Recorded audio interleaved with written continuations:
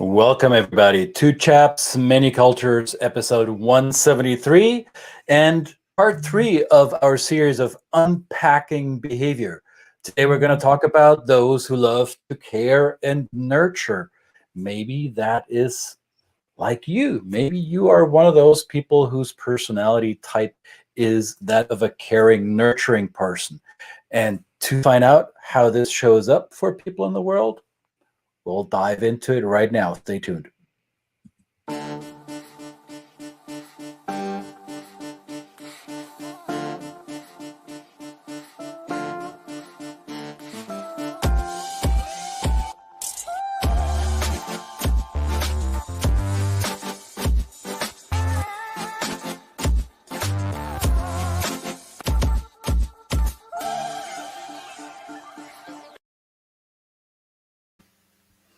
Hello, my friend. Oh, what was this? Look what I got. Kangaroo. Is this a chocolate kangaroo, or is this edible? I wish it was actually it'd be nice if it was a chocolate kangaroo. I would nurture it if it was a chocolate kangaroo. Does it come with a pouch? No, this one doesn't. This one's pretty kind of single dimensional.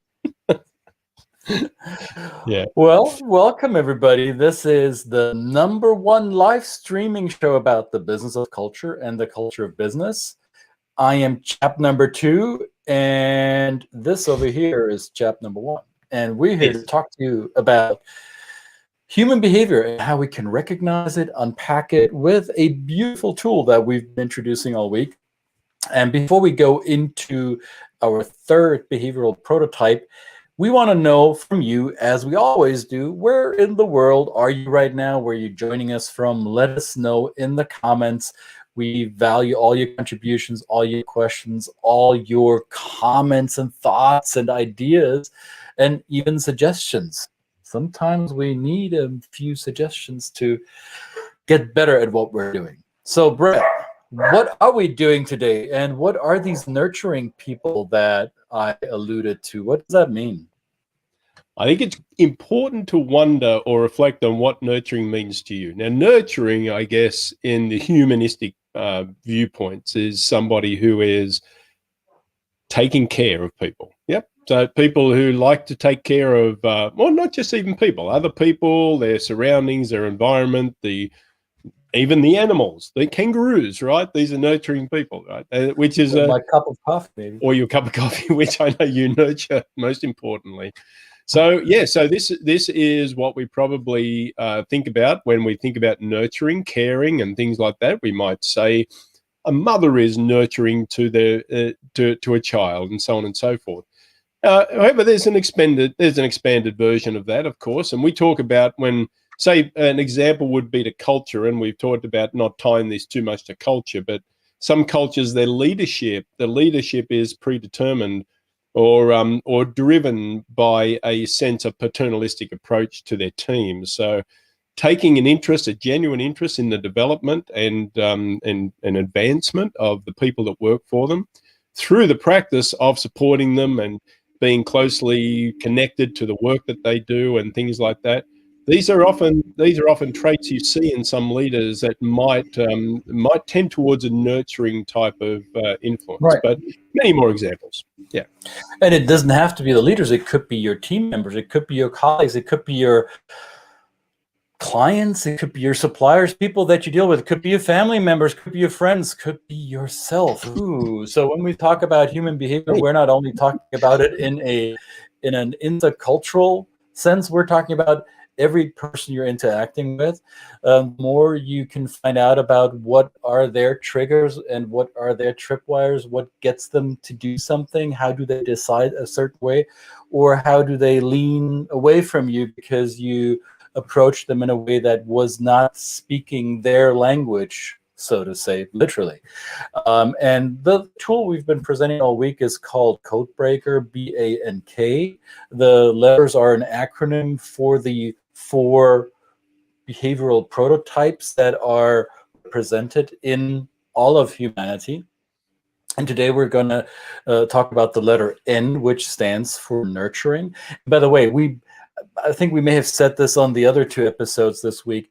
This is not necessarily new science. I think in the Western world, this concept of dividing humanity into 4 behavioral prototypes has been around since the ancient Greeks, right? So there's been philosophers before the, I don't know, 2,500 years ago, at least in the Western world. I'm sure that in other cultures around the globe that are even older, there might be similar principles that are even have more history to it. So as I come from the Western world, forgive me if I take a little bit of a Eurocentric approach to this, but if we're looking at the ancient Greeks who already had the 4 temperaments, as what they call it, so the 4 prototypes are not necessarily surprising, right? We also talk about the 4 primary colors, which in a way, not coincidentally, are represented in the system that we're showing you, right? On Monday, we had the blueprints, which come with the color blue. On Tuesday, we had action that come with the color red. And today, we're talking about the nurturers that come in the color yellow. And this personality profiling system is based on people's values, on what do people really, really like, what's really, really important to them, and how do their value preferences affect and influence their behavior. So let's look at some of the core values that are important to nurturing types. You see them here in the slide. And I forgot to put on a yellow shirt. I don't even have a yellow. Did you have a yellow shirt, Brett? I should have worn one, but I don't think I have. Actually, I do. I have my Australian shirt. Of course, the Australian sporting colours are very, very driven by nurturing. And I just realised gold. I mean, it's a yellow colour. Yeah, there we go. I have plenty of them. So here are the values that will determine behaviors of personalities that are dominant in nurturing. So they value relationships. The connection between people are important to them more so than the tasks. Being authentic, or whatever they perceive as authenticity, is important to them. Growing themselves and others, affecting other people's growth, is important to them. Having a level of significance in life, working together with other teammates, having a level of involvement, being able to contribute to something that's bigger than the individual, following a strong ethical, moral code, living in harmony with each other, and giving back to the community, being not only a taker, but also a giver. Those are values that are important to nurturing types. And one of my friends who has also been a teacher to me, she's her nurturing side is super strong. And she made me aware of something that I didn't always recognize immediately. When I think about nurturing personalities, you might think, oh, these are the woo-woos, the huggers, the flowy dresses, the always very kind and wouldn't start an argument type of people. Yes, that may be the case.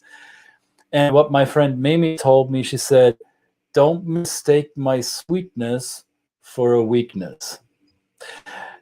So they might be sweet, nurturing types. However, if you rub a nurturer the wrong way, if you disregard their code of ethics, if you are out of integrity, if you lie, if you go behind their back, if you go behind somebody else's back and they notice it, all of these might be triggers that really rub somebody who's a dominant nurturer the wrong way, and it will definitely influence their decision making. They actually might decide that they don't want to interact with you any longer because you're a perturbance, a disturbance to their ethical code, to their model of the world, and out you are, and the sweetness won't be there anymore for you. They will be sweet to others, but not to you any longer. Yeah. And this is the important thing that we always say about self-identifying, and at least having a look at what drives you, because, you know, I've done this, I've cracked my code. I have a tendency towards nurturing, and that is true. I don't wear flowy dresses, though. Maybe I should. Not on this show, but not on this show. not on I this mean, we show. both know, Brett. I mean, I know what I know. No, but it is. I digress. But I'm thinking towards once you identify if you are in this type of if your tendency is kind of towards nurturing, notwithstanding that you also have a certain amount of knowledge and blueprint in you and that kind of thing, that if you are confronted by people that show up to you, at least in their behavioral terms, as very direct and very kind of action orientated and so on and so forth, understanding how you're reacting to that is so important, because I would argue that yes, there's a certain amount of time after which that we get maybe offended by the behaviors of people around us, and we will switch that sweetness to a complete shutdown.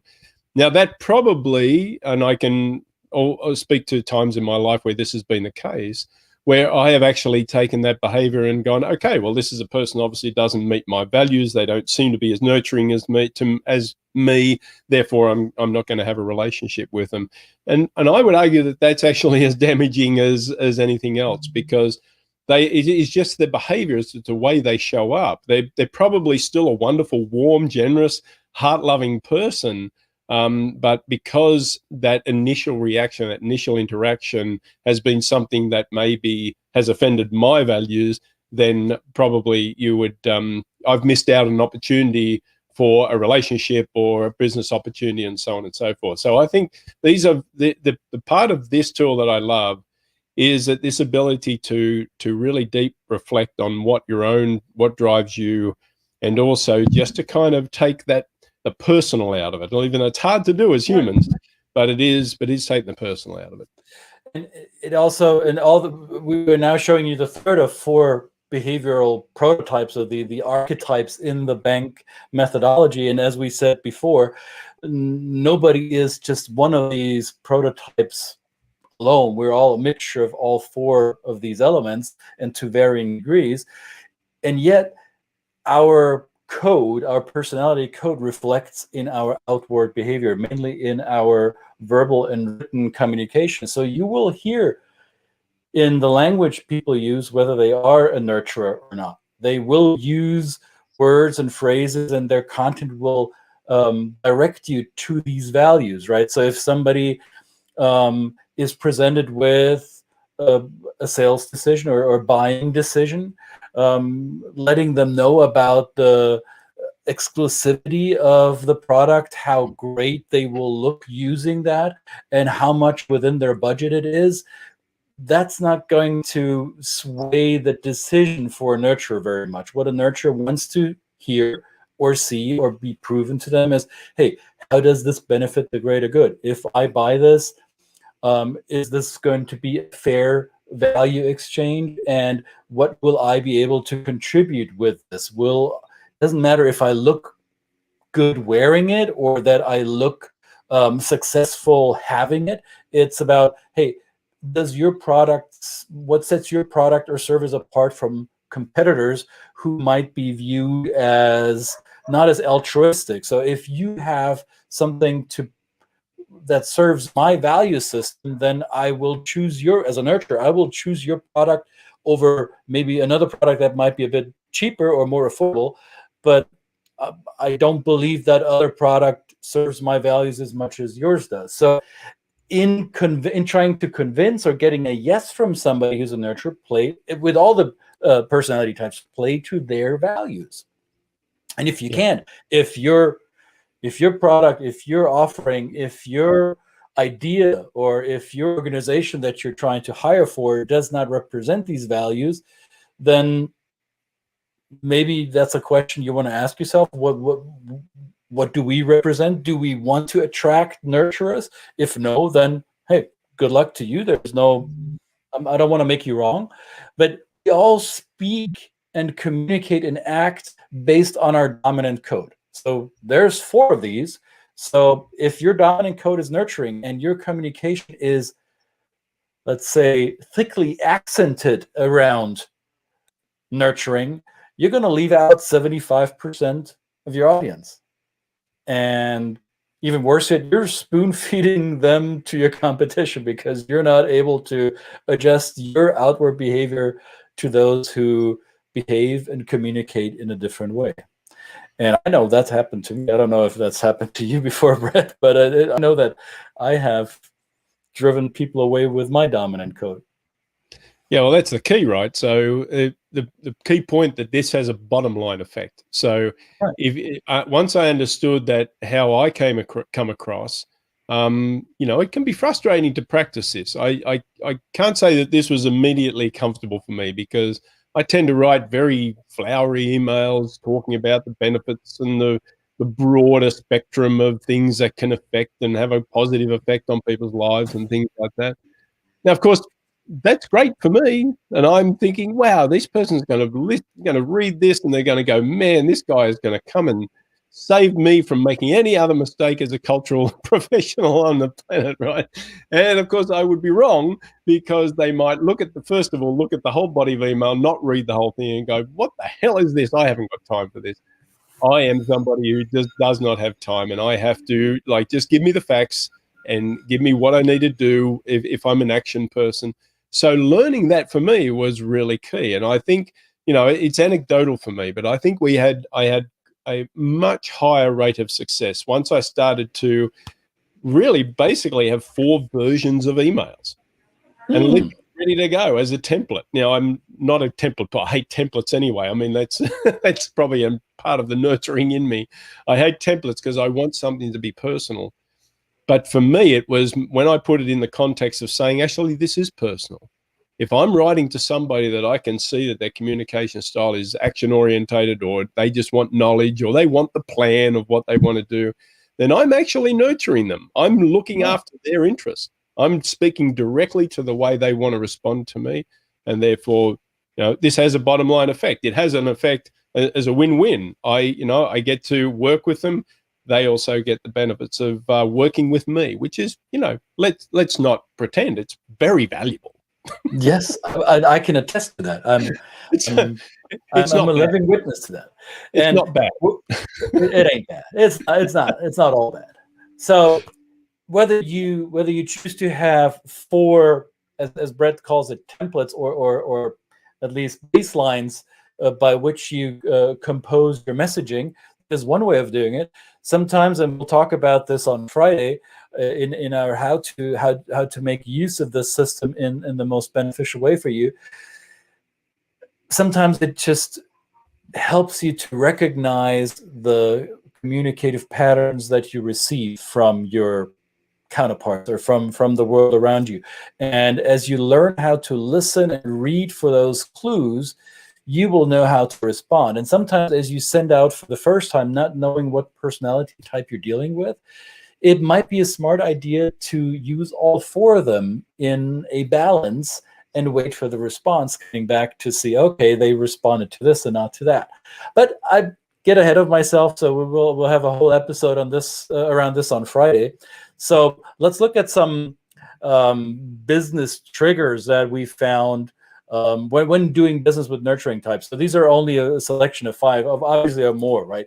But if you want to make an impression and lead somebody or guide somebody to a decision in your favor or in anyone's favor that is involved in that deal, so you want to look for integrity and goodwill. So you want to extend some trust. You want to make sure that they feel trusted and you are trustworthy. Let them know that you work in an environment that encourages collaboration rather than a superstar show or a one-man show, one-woman show. Let them show that, or let them see that whatever you do, whatever your product, your company is, what your mission is, that there is a purpose behind it. That the purpose, let me get this clear without this line, the purpose is not to make money. Sure, that's what you're in business for. But if you're working towards a purpose, towards a mission, money will be the side effect of you accomplishing that mission. Your purpose isn't making money. Your purpose is solving somebody else's problem.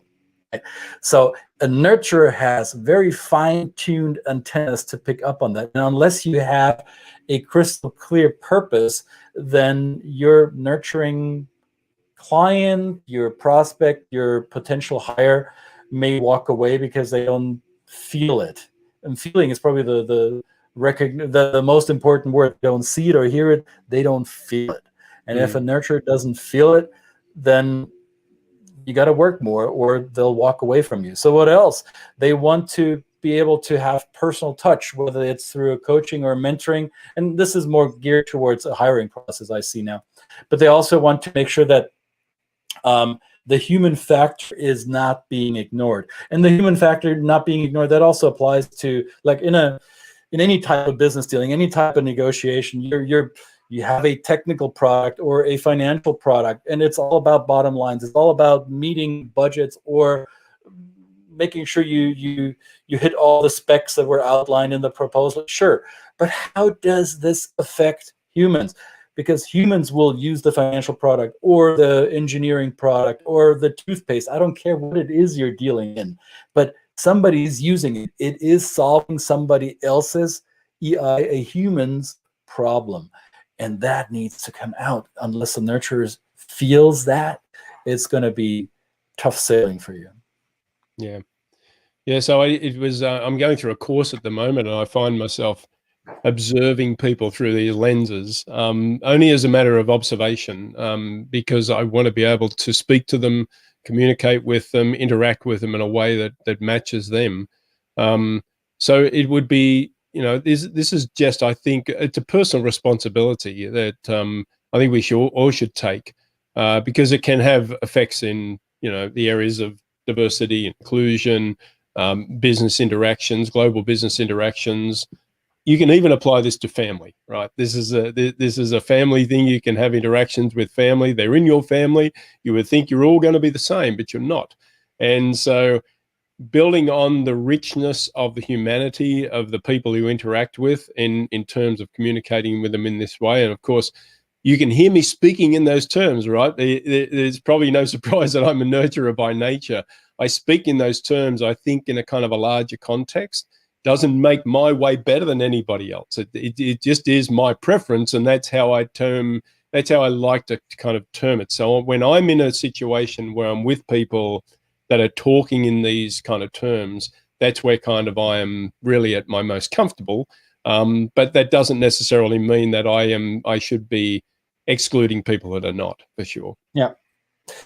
And Renee, thanks for tuning in and thanks for commenting. Greetings to South Africa, Renee.